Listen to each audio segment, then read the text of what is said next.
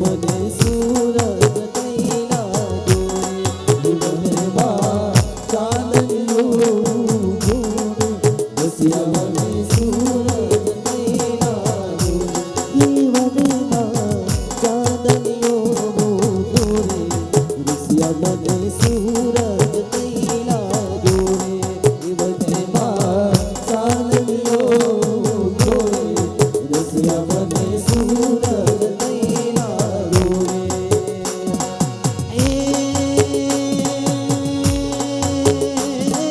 રસિયા મોરા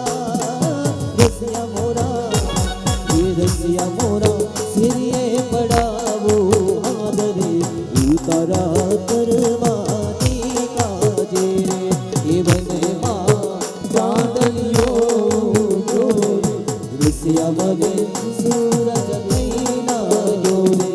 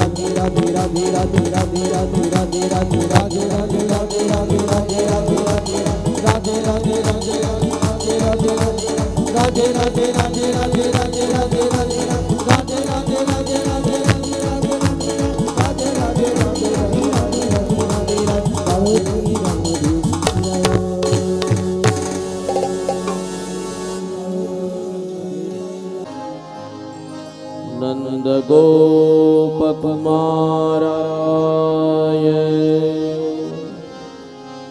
ગોવિંદાય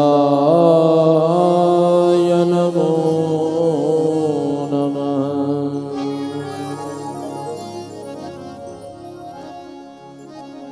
નમઃ પંકજનાભાય નમઃ પંકજમાલિને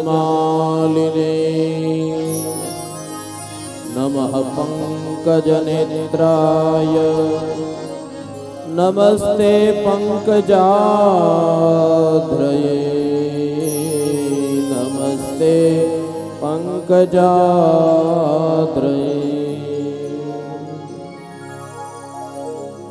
ભગવાન કૃષ્ણ કુંતાજી મળે છે. હવે જો મારા વાલા બધાનું ધ્યાન અહીંયા દત્ત ચિત્તે પાછા કથાની અંદર આપણે જોડાઈ જઈએ. ભાવથી પ્રેમથી 7 દિવસ તમને આવી જ રીતે આપણે આનંદ કરાવવાનો છે અને દિવસે ને દિવસે આનંદ આપણો વધતો જશે. પણ એક મારી શરત કે જેવો રાસ પૂરો થાય એટલે તરત જ પાછું યથા યોગ્ય સ્થાને બેસી અને કથાનું શ્રવણ કરવાનું છે. કુંતાજી મળ્યા છે ભગવાન. બે હાથ જોડી અને કુંતાજીએ ભગવાનની સ્તુતિ કરી છે. શ્રીહરિમ પરમાનંદમ ઉપદેષ્ટારમીશ્વરમ વ્યાપકં સર્વલોકાનાં કારણં તમ નમામ્યહં.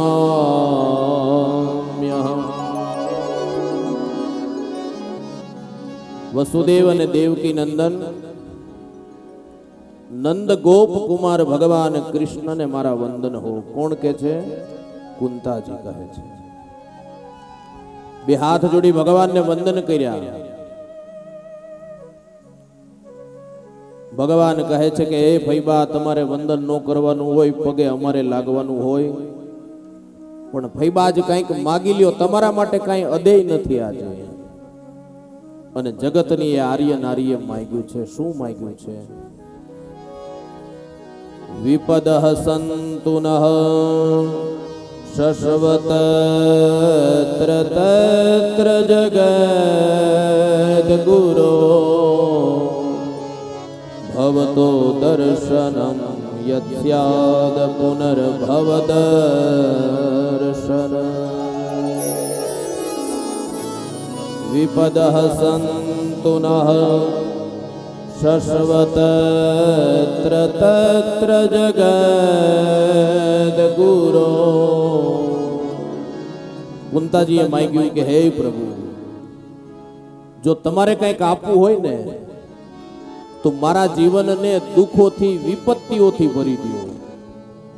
ભગવાન કહે છે કે ફૈબા, માગી માગીને આવું શું માંગ્યું? આ સાંસારિક લોકો તો સુખની પ્રાપ્તિ કેમ થાય એ માગે છે. આપણને ભગવાન પ્રસન્ન થાય તો આપણે દુઃખ થોડા માગીએ? આપણે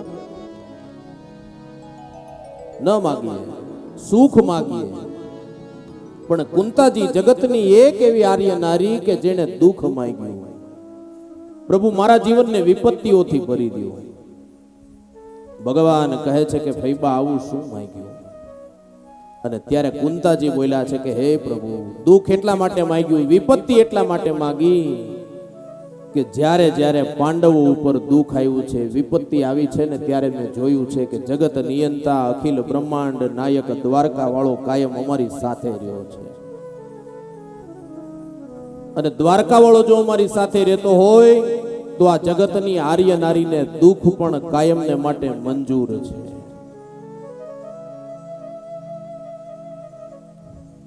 તમે વિચાર કરો, કથા મને ને તમને ઉપદેશ કરે છે. સુખ में सुमिरन सब कोई करे, दुख में सुमिरन सब कोई करे, सुख में करे न कोई. કુંતાજી કહે છે કે પ્રભુ, દુઃખમાં જ માણસ ઈશ્વરથી સૌથી વધારે નજીક હોય છે. સત્તા, સંપત્તિ, પદ, પ્રતિષ્ઠા મળી જાય ને એટલે માણસ ઈશ્વરને ભૂલી જાય છે. દુઃખ છે ઈશ્વરથી નજીક લઈ જાય અને સુખ છે ઈશ્વરથી દૂર લઈ જાય. મારા વાલા કથા ઉપદેશ કરે, ભગવાનની કૃપાથી 5 પૈસા, મોટર ગાડી, બંગલા બધું થઈ જાય ને તો યાદ રાખજો, આ તો બધાય સુખ રૂપી રમકડા છે. ભગવાને આપેલા રમકડા છે. એક માં એને નાનું એવું સંતાન હોય અને એ ઘરના કામકાજ ન કરવા દેતું હોય તો માં શું કરે? રમકડાનો ઢગલો કરીને બાળક આગળ મૂકી દે ને. એ રમકડાથી બાળક રમવા માંડે એટલે માં પોતાના ઘરનું કામકાજ આટોપી લે. એમ સુખ છે ને એ તો મારા ને તમારા જીવનમાં ઈશ્વરે આપેલા રમકડા છે. પણ આ સુખની અંદર, આ સુખ રૂપી રમકડામાં જો આપણે ભગવાનને ભૂલ્યા તો યાદ રાખજો, ભવે ભવનો રસ્તો આપણે ભટકી જશું. અને હું તો કહું છું કે તમારી જાતને તમે ભાગ્યશાળી માનજો. ભગવાનની કૃપા તમારા ઉપર હોય, મોટર ગાડી, બંગલા, 5 પૈસા હોય ને તમે જો ઈશ્વરની નજીક હો ને તો માનજો કે આ દુનિયાના સૌથી સુખીમાં સુખી માણસ તમે છો. અને એટલા માટે મેં ગઈકાલે પહેલા દિવસે ભાગ્યશાળી વ્યક્તિની વ્યાખ્યા કરી હતી કે આ જગતમાં સૌથી વધુ અતિ ભાગ્યશાળી કોણ છે? મોટર ગાડી, બંગલા, 5 પૈસા મળી જાય ભાગ્યશાળી છે? નહીં. જેને આવા ભગીરથ કાર્ય કરવાનો વિચાર આવે ને ઈ જીવ ભાગ્યશાળી છે. કુંતાજીએ ભગવાનની પાસે દુઃખ માંગ્યું છે અને કથા મને ને તમને પણ ઉપદેશ કરે છે. હે મને મુશ્કેલી જ્યારે પડે ત્યારે તને યાદ કરું. મને મુશ્કેલી જ્યારે પડે ત્યારે તને યાદ કરું. હે મને ખાવાના સાસા પડે ત્યારે તને યાદ કરું. મને ખાવાના સાસા પડે ત્યારે તને યાદ કરું. મૂડી હોય જ્યારે બે પૈસાની, મૂડી હોય જ્યારે બે પૈસાની, બની જાઓ ત્યારે બહુ અભિમાની, બની જાઓ ત્યારે બહુ અભિમાની. હે મને ખાવાના ફાફા પડે ત્યારે તને યાદ કરું. હે મને ખાવાના ફાફા પડે ત્યારે તને યાદ કરું. સાથે હોય જ્યારે બે સંગાથી, સાથે હોય જ્યારે બે સંગાતી, ગજ ગજ ફૂલે મારી ત્યારે આ છાતી, ગજ ગજ ફૂલે ત્યારે મારી સાતી.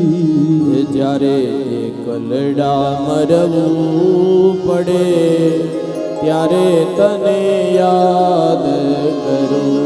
જ્યારે કલડા મરવું પડે ત્યારે તને યાદ કરું. હે મને મુશ્કેલી આવી પડે ત્યારે તને યાદ કરું, યાદ કરું. માણસના જીવનમાં મુશ્કેલી આવે ત્યારે જ માણસ ઈશ્વરથી સૌથી વધારે નજીક હોય છે.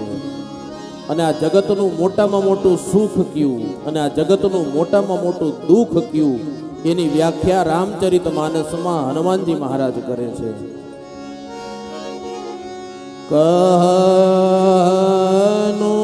હનુમંત બેપતિ પ્રભુ સોઈ. શ્રી રામ જય રામ જય જય રામ. जब तब सुमिरन भजन न होई. श्री राम जय राम जय जय राम. હનુમાનજી મહારાજ સુખ અને દુઃખની વ્યાખ્યા કરે છે. જગતનું મોટામાં મોટું સુખ તમને તમારા જીવનમાં ભગવાનનું સ્મરણ થાય ને તો માનજો કે દુનિયાનો સૌથી મોટામાં મોટો સુખી માણસ હું છું. હનુમાનજી મહારાજ કહે છે. અને તમારા જીવનમાંથી ભગવાનના નામનું જો વિસ્મરણ થાય તો માનજો કે દુનિયાનો દુખીમાં દુખી માણસ હું છું.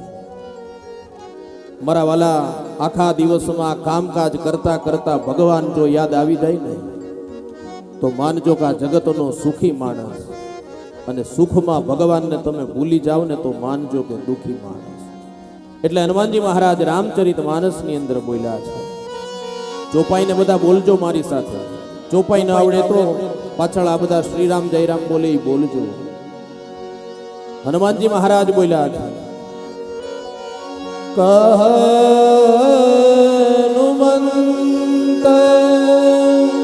પતિ મન સોઈ જબ તબ સુમીરન ભજન ન હોય શ્રી રામ જય રામ જય જય રામ બોલો બધાય શ્રી રામ જય રામ જય જય રામ શ્રી રામ જય રામ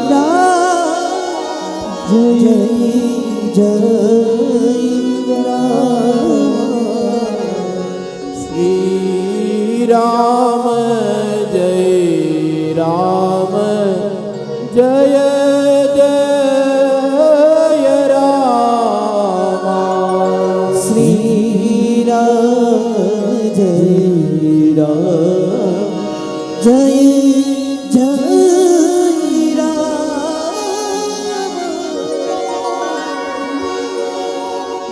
ભગવાન કુંતાજીની દિવ્ય સ્તુતિ સાંભળી અને પછી તો ભગવાન ત્યાં રોકાયા છે.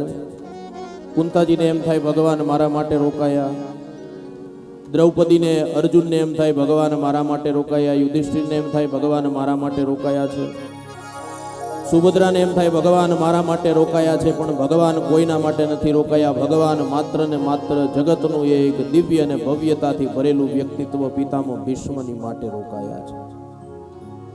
કથા ભીષ્મ ચરિત્ર તરફ આગળ લઈ જાય છે. રાજા યુધિષ્ઠિરને ધર્મની મહત્તા બતાવવા માટે થઈ અને ભગવાન પાંડવોને લઈ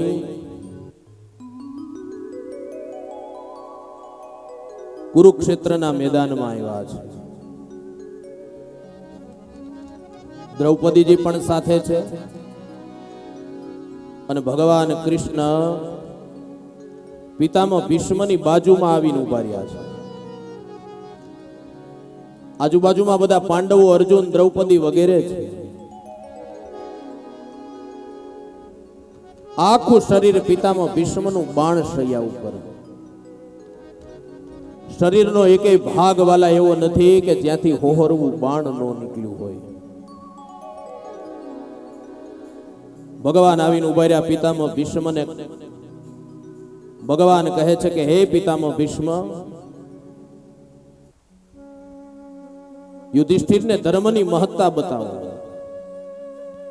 આ જગતમાં બે જ વ્યક્તિ એવા છે કે જે ઈચ્છાવર્તી મૃત્યુના માલિક હતા. એ ઈચ્છે ત્યારે જ મૃત્યુ આવે. એક પિતામહ ભીષ્મ અને બીજા રામાયણના ભૂષુંડી. પિતામહ ભીષ્મ કહે છે કે પ્રભુ, ધર્મની મહત્તા બતાવું પણ પેલા એક કામ કરો, મારી બાજુમાં આવીને નહીં, પ્રભુ મારા પગ છે ને મારી સામે આવીને ઉભા રહ્યો. અર્જુનને કીધું કે અર્જુન, એક બાણ મારા મસ્તકની નીચે માર, મારું મસ્તક ઊંચું થાય અને દ્વારિકાધીશને મસ્તક નમાવી શકું. અને બીજું બાણ આ ધરાતલમાં ધરતીમાં માર, એમાંથી ગંગા પ્રગટ થાય અને અંતિમ સમયે મને ગંગાજીનું પાન કરાવજે. ભગવાન પિતામહ ભીષ્મના પગ છે ત્યાં આવીને ઉભા રહ્યા. ઉત્તર દિશામાંથી લહેરાતો પવન ભગવાનનું ઉપરણીય ઉપવસ્ત્ર ઉડી રહ્યું છે. અર્જુને બાણ માર્યું, પિતામહ ભીષ્મનું મસ્તક ઊંચું થયું અને સજળ નયને ભગવાનની સ્તુતિ કરી છે. પિતામહ ભીષ્મ ભગવાનને પ્રાર્થના કરે છે, સદેવ દેવો ભગવાન પ્રતીક્ષતા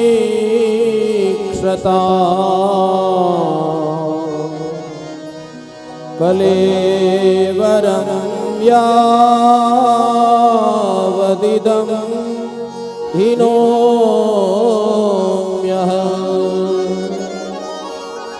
પ્રસન્ન હાસા ઋણલોચનો લસ મુખાંબુજો ધ્યાન પથે ચતુર્ભુજ. હે પ્રભુ, હવે જ્યાં સુધી આ પિતામહ ભીષ્મ દેહનો ત્યાગ ન કરે ત્યાં સુધી મારી સામે તમે ઉભા રહેજો. અને એ જ વખતે પિતામહ ભીષ્મ યુધિષ્ઠિરને ધર્મની મહત્તા બતાવે છે. ધર્મ એટલે શું? અને આપણું શાસ્ત્ર ભાગવત બતાવે છે દાન ધર્મ, રાજ ધર્મ, સ્ત્રી ધર્મ અને મોક્ષ ધર્મ, આ 4 પ્રકારના ધર્મોની ચર્ચા પિતામહ ભીષ્મએ કુરુક્ષેત્રના મેદાનમાં કરી છે. અને એ જ્ઞાન રાજા યુધિષ્ઠિરને આપ્યું છે. પિતામહ ભીષ્મ કહે છે, માણસ માણસ બને, માણસ માણસાઈ દાખવે, આ જગતમાં મોટામાં મોટો ધર્મ છે. માણસને માણસ પ્રત્યે કરુણા જાગે, દયા જાગે, આ જગતનો મોટામાં મોટો ધર્મ છે. પિતામહ ભીષ્મ કહે છે કે હે યુધિષ્ઠિર, યજ્ઞ યાગાદી હોમ હવન આ બધું તો ધર્મ છે જ, પણ હું માનવી માનવ થાવ તો ઘણું આ માણસનો મોટામાં મોટો ધર્મ છે. માણસ એના જીવનમાં માણસાઈ ન ચૂકે, આ મોટામાં મોટો ધર્મ છે. અને એ વખતે ધર્મનું જ્ઞાન યુધિષ્ઠિરને પિતામહ ભીષ્મ આપે છે. અને પિતામહ ભીષ્મએ ભગવાન દ્વારિકાનાથને એક પ્રશ્ન કર્યો કે પ્રભુ મને મૂંઝવતો એક પ્રશ્ન છે. બોલે શું? મારા જીવનમાં મન વચન કર્મથી ક્યારેય મેં ખોટું નથી કર્યું, પાપ નથી કર્યું, છતાંય મારી અંતિમ પરિસ્થિતિ આવી કેમ આવી? પીડાનું કારણ શું? અને જગત નિયંતા અખિલ બ્રહ્માંડ નાયક દ્વારિકાધીશ બોલ્યા છે કે હે પિતામહ ભીષ્મ, પાપ નથી કર્યું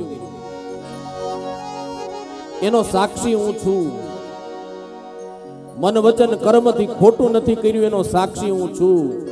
પણ હે પિતામહ ભીષ્મ, યાદ કરો એ ભર સભાને જ્યાં દ્રૌપદીની લાજ લૂંટાતી હતી અને એ સભામાં તમે બેઠા હતા, દ્રૌપદીએ પોકાર કર્યો તો કે જે સભાની અંદર પિતામહ ભીષ્મ જેવા વ્યક્તિ બેઠા હોય ન્યા મારી આબરૂ જાય તો બસ થઈ જાય.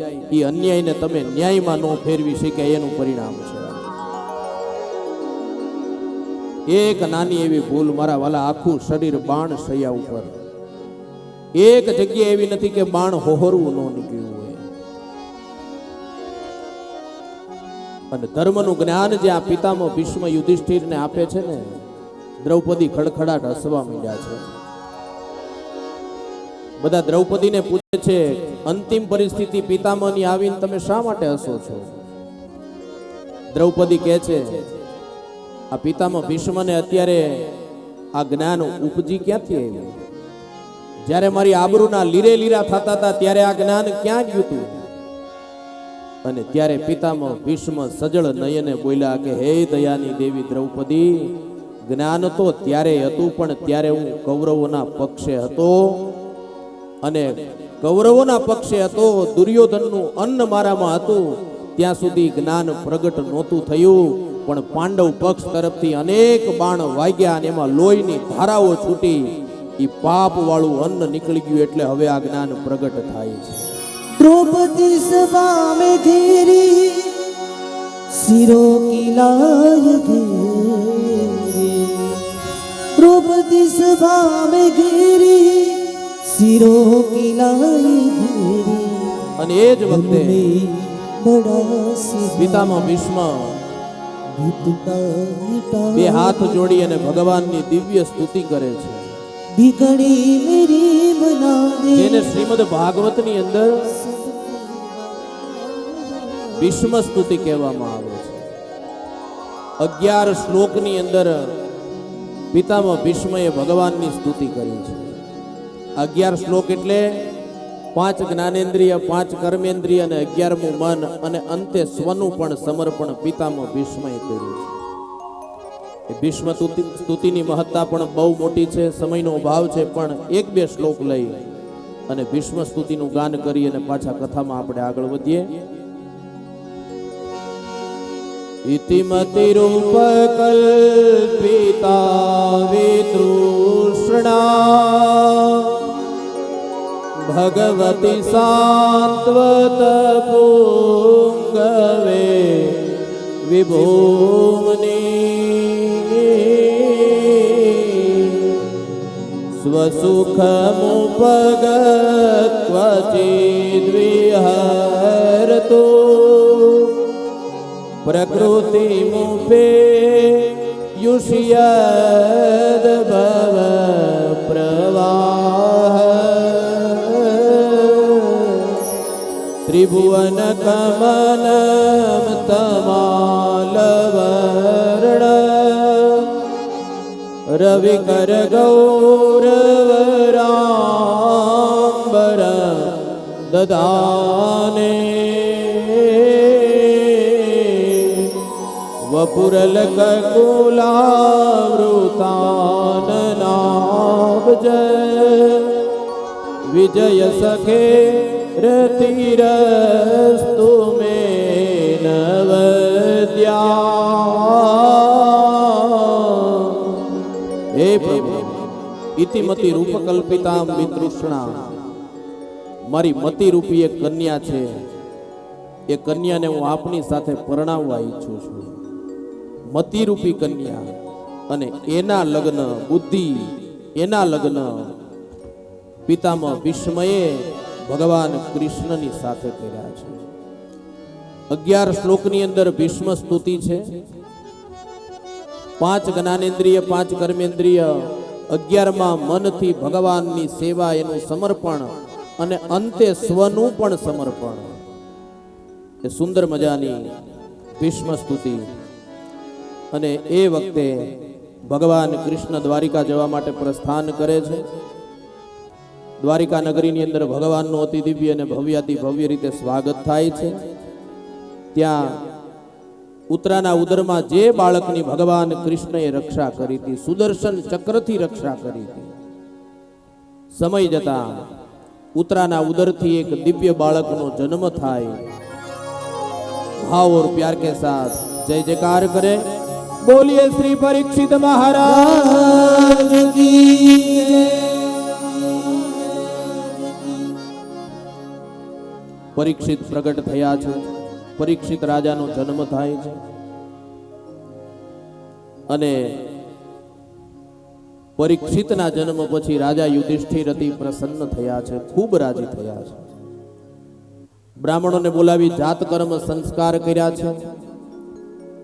જાત કર્મ સંસ્કાર કરી અને પ્રજાતીર્થ મુહૂર્તની અંદર ખૂબ દાન અને દક્ષિણા આપ્યા છે. આ પ્રજાતીર્થ મુહૂર્ત એટલે આપણા ઘરે દીકરા દીકરીનો જન્મ થાય ને વાલા, તો જ્યાં સુધી એ દીકરા કે દીકરીના નાળનું છેદન ન થાય એટલો જે સમય છે ને એને પ્રજાતીર્થ મુહૂર્ત કહેવાય છે. અને આ પ્રજાતીર્થ મુહૂર્તમાં જે કોઈ વ્યક્તિ દાન કરે સંતાનના જન્મ પછી, નાળનું છેદન ન થાય એ પહેલા, નાળ છેદન ન થાય ત્યાં સુધી સૂતક લાગતું નથી. એટલા માટે દાનનો મહિમા બતાવ્યો છે. અને નાળ છેદન ન થાય એ પહેલા માતા પિતા જો દાન કરે તો અક્ષય ફળની પ્રાપ્તિ થાય. એ દાનનો ક્યારેય નાશ નથી થતો. એને પ્રજાતીર્થ મુહૂર્ત કહેવાય છે. આ પ્રજાતીર્થ મુહૂર્તની અંદર ખૂબ દાન દક્ષિણા દેવામાં આવ્યા છે. સમય જતા પરીક્ષિત ધીમે ધીમે ધીમે મોટા થવા માંડ્યા છે. અને એ વખતે એકવાર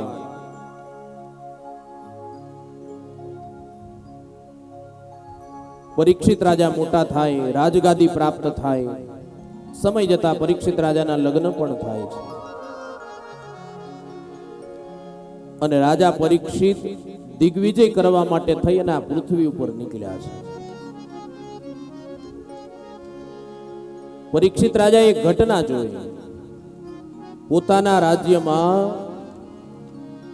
એક શુદ્ર રાજાના રૂપમાં એક બળદ અને ગાયને હળે જોતરી અને એમને શિક્ષા અને દંડ આપે છે, એને મારવામાં આવે છે. આ દ્રશ્ય પરીક્ષિત રાજાએ જોયું છે. શુદ્રના રૂપમાં રાજા એ કોણ છે? કળિયુગ છે. ગાય અને બળદ છે એ ધર્મ અને પૃથ્વી સ્વરૂપ છે. અને એ જ વખતે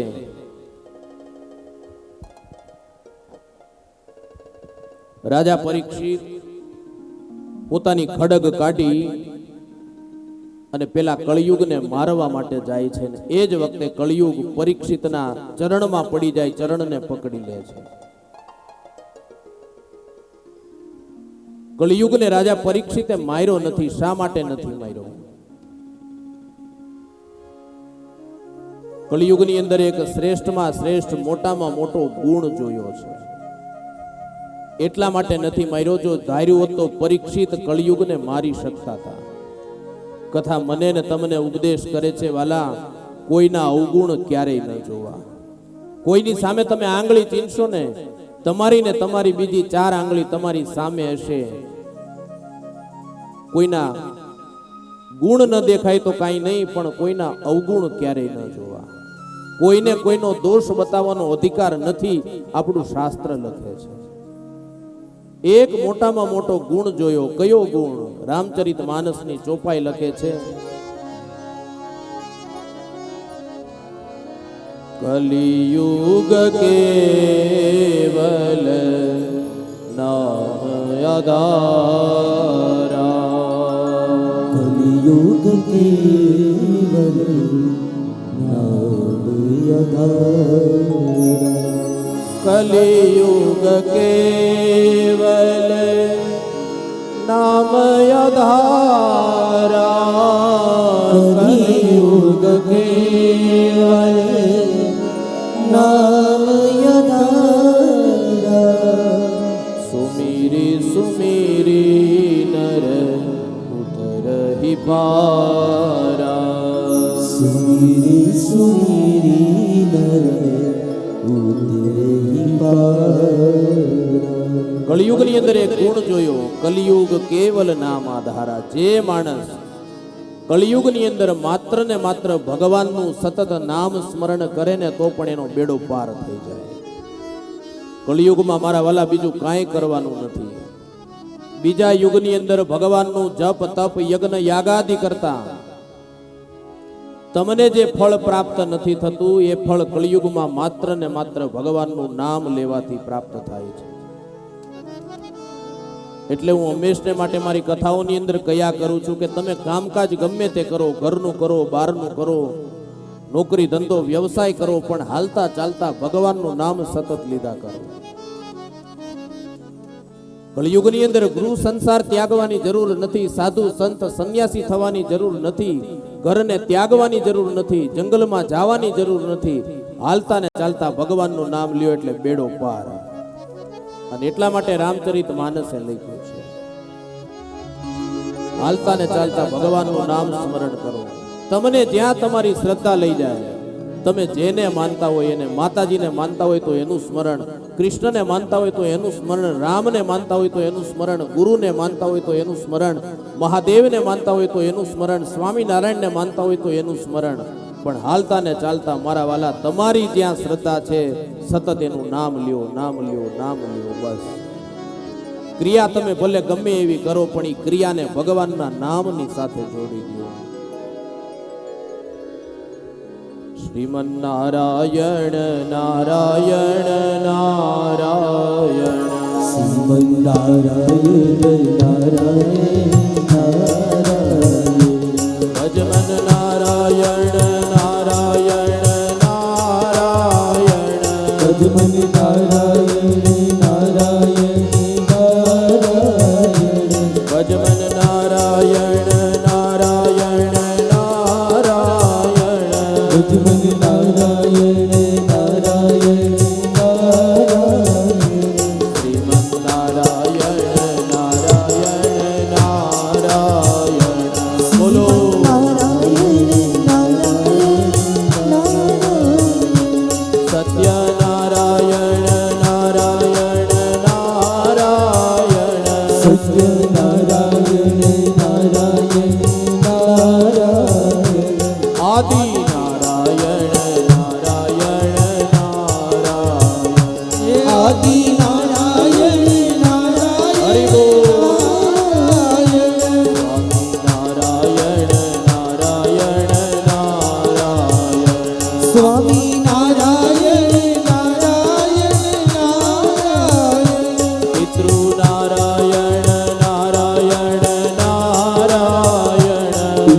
નારાયણ નારાયણ નારાયણ પિતૃ નારાયણ નારાયણ નારાયણ પિતૃ નારાયણ નારાયણ નારાયણ યજ્ઞ નારાયણ નારાયણ નારાયણ પત્ની નારાયણ નારાયણ નારાયણ ભજમન નારાયણ નારાયણ નારાયણ લક્ષ્મી નારાયણ નારાયણ નારાયણ સૂર્ય નારાયણ નારાયણ નારાયણ સૂર્ય નારાયણ નારાયણ નારાયણ સૂર્ય નારાયણ નારાયણ નારાયણ સૂર્ય નારાયણ નારાયણ નારાયણ સત્ય નારાયણ નારાયણ નારાયણ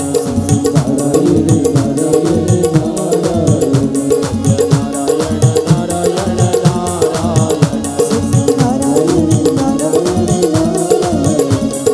નારાયણ નારાયણ નારાયણ સત્ય નારાયણ નારાયણ નારાયણ કલિયુગમાં એક મોટામાં મોટો ગુણ જોયો કે કલિયુગની અંદર જે માણસ માત્ર ને માત્ર ભગવાનનું નામ લેશે એનો બેડો પાર થઈ જશે, એનો ઉદ્ધાર થઈ જશે. 84 લાખ યોનિમાંથી ભટકતા ઈ મટશે. એટલા માટે કલિયુગને રાજા પરીક્ષિતે માર્યો નથી, પણ કલિયુગને રહેવા માટેના સ્થાન રાજા પરીક્ષિત બતાવે છે. એક જે જગ્યાએ દારૂનું સેવન થતું હોય એ જગ્યાએ કલિયુગનો વાસ છે. જે જગ્યાએ જુગાર રમાતો હોય એ જગ્યાએ કલિયુગનો વાસ છે. પણ હવે આપણે તો મને ખબર નહીં, ઘણા તો સાતમ આઠમની જુગાર હાટું રાહ જોઈને બેઠા હોય. લે જાણે એ જુગાર રમવાનો જ કેમ તહેવાર હોય એમ. વળી પાછા એમાં મેં તો વાતો સાંભળી છે, ભાઈ જોયું નથી ક્યાંય. અમારે આ કોઈ ભાઈ કહેતા હતા કે બેનો હતન રમે એમાં, હે સાતમ આઠમમાં, એટલે એને કઈ સર્ટિફિકેટ આપ્યું છે?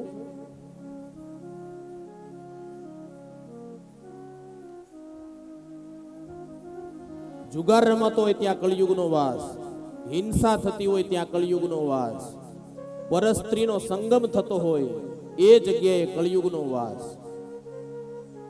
અને સુવર્ણ કહેતા સોનાની અંદર પણ કળિયુગનો વાસ. એટલા ડોબરિયા પરિવાર અને હનાળિયા ગામના જેટલા લોકોએ હોનું પહેર્યું છે ને એ બધાય કાલ પોથીએ ધરી દેજો, આજ હાંજે જ ધરી દેજો. કળિયુગનો વાસ છે એમાં. મારે તો પછી અહીં પોથી અડે એટલે કઈ વાંધો નહીં, એ તો બધું શુદ્ધ થઈ જાય. હા, સોનાની અંદર કળિયુગનો વાસ, પણ કેવા સોનાની અંદર? મારા વાલા, તમે બધાય તો એટલા મહેનતુ છો, એટલા મહેનતુ છો. ગમે એવો ટાઢ તડકો, ગમે એવો વરસાદ, આ ભારત દેશનો ખેડૂત જમીનની સાથે જોડાયેલું વ્યક્તિત્વ છે. આટલી બધી મહેનત કરીને તમે કમાવ છો, મહેનતથી કમાયેલું છે ને, અત્યારે જેટલું પહેરો છો ને એનાથી હવાયું હજી પહેરો, એમાં સોનાનો વાસ નથી. પણ અનીતિથી કમાઈને જે પહેરવામાં આવે ને એમાં સોનાનો વાસ છે.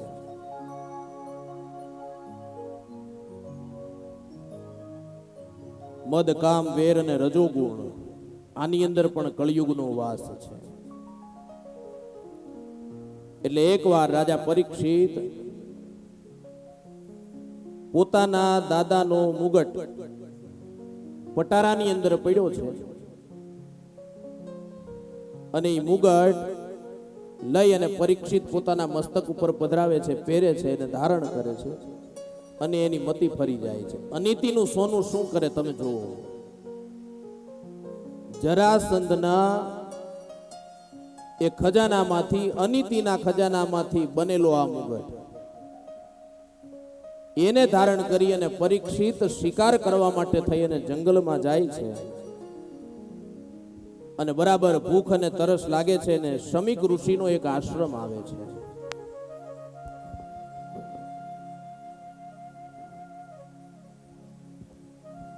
શમીક ઋષિનો આશ્રમ આવે એટલે શમીક ઋષિ ભગવાનની તપશ્ચર્યામાં લીન છે, પણ રાજા પરીક્ષિત ભૂખ અને તરસથી આકુળ વ્યાકુળ છે. અનિતિનો સોનાનો મુગટ ધારણ કર્યો છે. ઘટના એવી ઘટે છે કે પરીક્ષિત એક મરેલો સર્પ ત્યાં ભાળે છે અને શમીક ઋષિના ગળામાં ઈ મરેલા સર્પને નાખી અને ત્યાંથી પોતાના નગરમાં પ્રસ્થાન કરે છે. આ જે ઘટના ઘટી એના સમાચાર શમીક ઋષિના દીકરા શૃંગી ઋષિને કોઈ આપ્યા છે. પિતાના ગળામાં મરેલો સર્પ કોઈએ નાખ્યો છે. અને આપણું ભાગવત લખે છે કે શૃંગી ઋષિ એ વખતે એક સરોવરની અંદર સ્નાન કરતા હતા. સમાચાર મળ્યા, દોડતા દોડતા આવ્યા, મરેલો સર્પ પિતાના ગળામાં જોયો અને શૃંગીએ શ્રાપ આપ્યો છે કે જેણે મારા પિતાના ગળામાં મરેલો સર્પ નાખ્યો છે, લંઘિત મર્યાદમ તક્ષક સપ્તમે હની, 7મા દિવસે તક્ષક નામનો નાગ એને દંશ મારશે અને એનું મૃત્યુ થશે. અને એ જ વખતે શમીક ઋષિ સમાધિમાંથી જાગ્યા. બેટા, આ ક્રોધના આવેગમાં કોને શ્રાપ આપ્યો? શૃંગી ઋષિ કહે છે કે પિતાજી, મને ખબર નથી કોણે તમારા ગળામાં મરેલો સર્પ નાખ્યો. જેણે પણ નાખ્યો છે, આજથી 7મા દિવસે તક્ષક કરડશે, એનું મૃત્યુ થશે.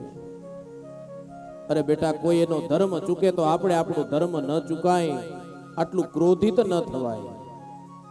પણ હવે શ્રાપ મિથ્યા ન થાય એટલે શમીક ઋષિએ પોતાનું કર્તવ્ય અને ફરજને નિભાવતા પોતાના શિષ્યોને મોકલ્યા છે. ક્યાં? રાજા પરીક્ષિતની પાસે. પરીક્ષિત ત્યાં જઈ અને પેલા શિષ્યો શૃંગી દ્વારા થયેલા શ્રાપની બધી વાત કરે છે. અને એ વખતે એક ક્ષણનો પણ વિલંબ કર્યા વગર રાજા પરીક્ષિત પોતાના સંતાનોને પોતાનું સર્વસ્વ અર્પણ કરી અને ભગવાનને મેળવવા માટે થઈ અને નીકળી ગયા છે અને આવ્યા છે ગંગાના કિનારે.